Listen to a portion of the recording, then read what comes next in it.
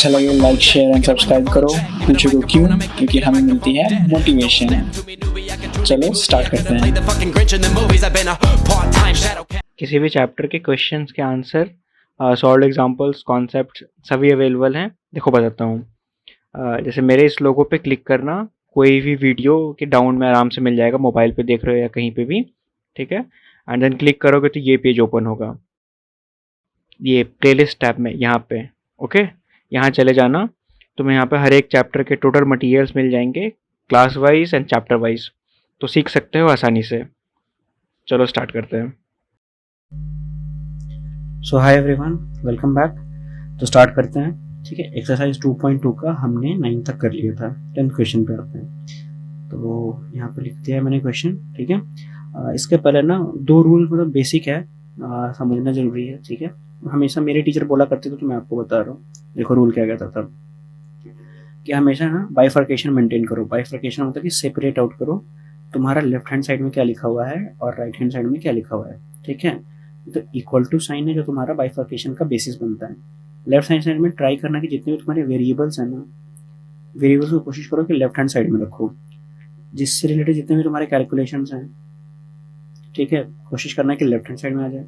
और right hand side का ऐसा सीन है कि कोशिश करना कि यहाँ पे जितने भी कांस्टेंट होते हैं एंड कांस्टेंट से रिलेटेड जितने भी तुम्हारे कैलकुलेशंस हैं, ठीक है, इससे जितने भी रिलेटेड तुम्हारे ऑपरेशंस हैं, ट्राई करना कि दोनों को ऐसा सेपरेट कर दो। तो सेपरेट करने पे बहुत आसानी हो जाती है और सॉल्यूशंस बहुत एकदम क्लियर आते हैं। मेरे टीचर बोलते थे ऐसा करो, तो मैंने प्रैक्टिस किया था और बहुत हेल्प मिली थी, ठीक है। और सेकेंड रूल तो तुम्हें पता ही है कि तुम अभी तक इतना सॉल्व कर चुके हो, इतने सारे क्वेश्चंस। तो एक रूल होता है, मतलब कि वही इक्वल टू के इस साइड में, कि अगर तुम्हारा पॉजिटिव है तो उस साइड जाने पे क्या होता है, निगेटिव होता है। अगर निगेटिव है तो उस साइड जाने पे क्या होगा, पॉजिटिव हो जाएगा। अगर मल्टीप्लीकेशन में है तो उधर जाने पे क्या होता है, डिवीजन में। एंड अगर डिवीजन में है तो उधर जाने पे क्या होता है, मल्टीप्लीकेशन में। एंड वाइसा वर्सा, मतलब कि उधर से इधर भी आएगा तो यही रूल फॉलो होगा, ठीक है। एंड बेसिक तुम्हें एलसीएम आनी चाहिए, तो उतना तो एलसीएम मैक्सिमम लोग 6 या 7th में सीख लेते हैं। नहीं भी आता तो कोई बात नहीं, क्वेश्चन सॉल्व करेंगे तो सीख जाओगे, ठीक है। तो बस ये तीन चीज को माइंड में रखते हैं और क्वेश्चन को आ जाते सॉल्व करने पे। देखो यहाँ पे ना तो डेसिमल का थोड़ा सा आइडिया आना चाहिए। देखो मैं इसको कन्वर्ट करूंगा, थोड़ा सा ध्यान देना। देखो ये 0.25 है ना, इसको थोड़ा सा तुम जानते हो क्या, डेसिमल से ऐसे फ्रैक्शन में जनरली ट्राई करना कन्वर्ट करने की, आसानी से सॉल्व होता है क्वेश्चन। देखो 0.25 है, ठीक है। तो जब भी इससे कन्वर्ट होता है तो जो डिजिट होता है हम लोग डिजिट को लिख देते हैं, ठीक है। पॉइंट जो हो गया, पॉइंट के बदले यहाँ पे 1 आता है, तो पॉइंट की जगह पे 1, और पॉइंट के बाद जितने भी डिजिट होते हैं यहाँ पे 2 डिजिट है, तो यहाँ पे 2 0 करते हैं, ठीक है। और उसको फिर सबसे सिंप्लीफाइड फॉर्म में ले आते हैं। तो 25 है तो इसको तुम अगर डिवाइड करोगे तो 1/4 आएगा। तो 0.25 को हम इस फॉर्म में से लिख सकते हैं, ठीक है। ऐसे ही तुम्हारा देखो 0.05 RHS में लिखा हुआ है 0.05। तो इसको अगर कन्वर्ट करोगे तो बस बोलते जाओ। देखो डिजिट तो एक ही है 5, और इसके बदले हम लोग क्या लिखेंगे, नीचे 1 लिखेंगे और इसके बाद 2 डिजिट है, तो यहाँ पे 2 डिजिट। तो 5/100 इसको तुम सिंप्लीफाइड फॉर्म में लाओगे तो 1/20 आती है। तो 0.05 को हम ऐसे लिख सकते हैं, ठीक है। अब आते हैं क्वेश्चन पे। देखो 0. मैं सॉल्यूशन करने जा रहा हूँ। देखो 0.25 है तो इसको हम लोग 1/4 लिख सकते हैं। अब जो अंदर लिखा हुआ है 4f - 3 इक्वल टू, इसको हम लोग लिख सकते हैं 1/20, ठीक है। और ये हो गया 10f माइनस, क्या है ये 9 है, 10f - 9, हाँ ठीक है। तो 10f और ये -9 हो गया, ठीक है। अब देखो तुम पता कर पा रहे हो ना कि देखो ये variable f and f variable है, तो हम लोग कोशिश करेंगे कि उसको एक साइड में आ जाए, ठीक है। तो पहले एक तो डिस्ट्रीब्यूटिव लॉ पता ही होगा कि देखो a इंटू अगर b + c लिखा हुआ है तो डिस्ट्रीब्यूटिव एक बार इससे मल्टीप्लाई होगा, एक बार इससे मल्टीप्लाई होगा, तो ये फॉर्मेट हो जाएगा तुम्हारे ab + ac के फॉर्मेट में चेंज हो जाता है, राइट। तो एक बार क्या ये एक बार इससे मल्टीप्लाई होगा और एक बार ये इससे मल्टीप्लाई होगा, तो करते हैं आज। तो 1/4 है, मल्टीप्लाई होगा तुम्हारे पास 4f से, फिर माइनस का साइन आ गया, फिर 1/4 है और ये मल्टीप्लाई होगा 3 से। बस हमने ब्रैकेट ओपन किया है और कुछ नहीं किया। सिमिलरली 1/20 है, ठीक है, ये मल्टीप्लाई होगा तुम्हारे पास 10f से, 10f से मल्टीप्लाई होगा, फिर ये माइनस का साइन यहाँ पे, और 1/20 है क्योंकि वो मल्टीप्लाई होगा तुम्हारे पास 9 से, ठीक है। अब इस पे आते देखो, इसको तुम नॉर्मलाइज करो, मतलब नॉर्मल सॉल्व करो, तो ये 4 से 4 ऐसे कट जाएगा, तो मेरे पास क्या बचेगा 1 इंटू क्या f बचेगा, तो मेरे पास क्या हो जाएगा f, ठीक है, माइनस साइन ये दोनों आपस में मल्टीप्लाई होंगे तो ये हो जाएगा तुम्हारे पास 3/4, ठीक है, इक्वल टू का साइन, इसको देखो ये एक जीरो से एक जीरो घट गया, ठीक है, तो मेरे पास क्या बच गया, देखना मेरे पास बच गया, ऊपर में बच गया एक एफ बच गया और नीचे में बच गया 2, तो f/2, ये f बचा और ये 2 बचा, क्योंकि जीरो तो ऑलरेडी कट गया और 1 से मल्टीप्लाई कुछ हो गए, f/2, तो ये हो गया तुम्हारे पास f/2 माइनस ये दोनों आपस में मल्टीप्लाई होंगे तो 9/20, ठीक है, इतना हो गया। अब कोशिश करना है हमें कि जितने भी तुम्हारे वेरिएबल्स, ये वेरिएबल है ये वेरिएबल, वो एक साइड में आ जाए।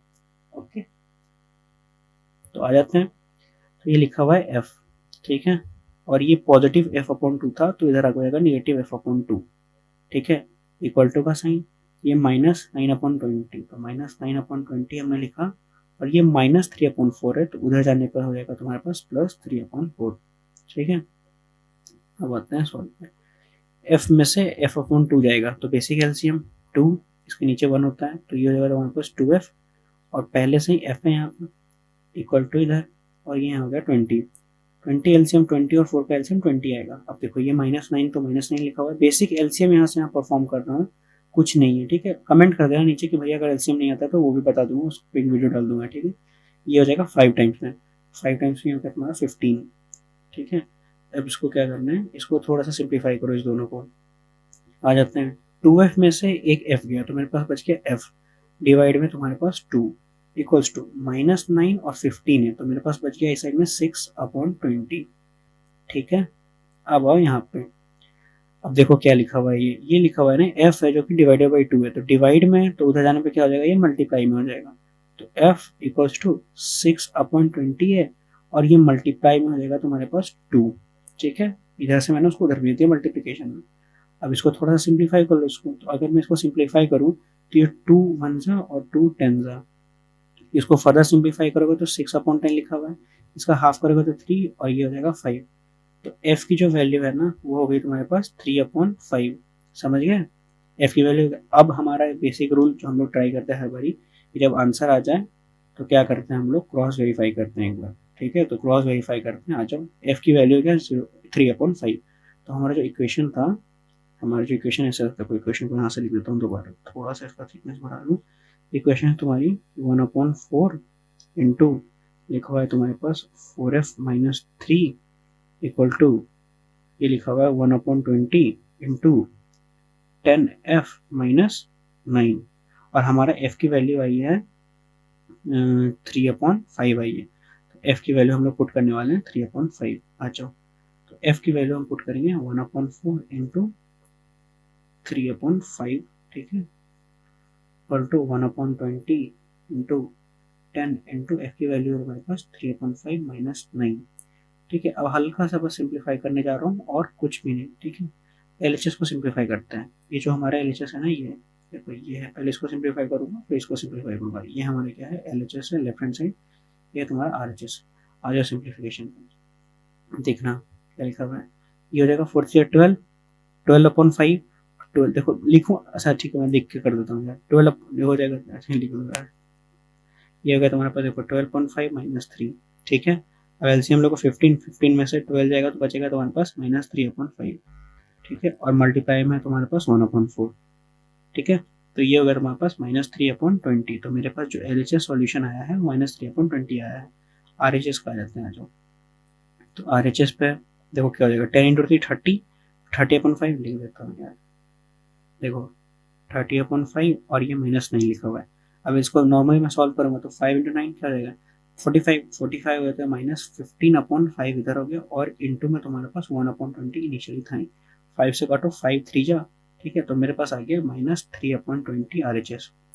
तो जो मेरे पास RHS क्वांटिटी है -3/20 है, तो LHS क्वांटिटी क्या थी मेरे पास, देखो ये मेरी LHS क्वांटिटी है -3/20 और ये मेरे पास RHS क्वांटिटी है -3/20, ठीक है। तो क्या कहोगे कि जो तुम्हारा f की वैल्यू है क्या थी 3/5 था, f की वैल्यू थी 3/5, ठीक है, f की जो वैल्यू 3/5 था ये हमारा क्या कर गया, सेटिस्फाई कर गया इक्वेशन को, सेटिस्फाइड द इक्वेशन, ठीक है, इक्वेशन को सेटिस्फाई कर दिया इसने, ठीक है, तो ये हमारा क्या हो गया आंसर है, राइट, ठीक है।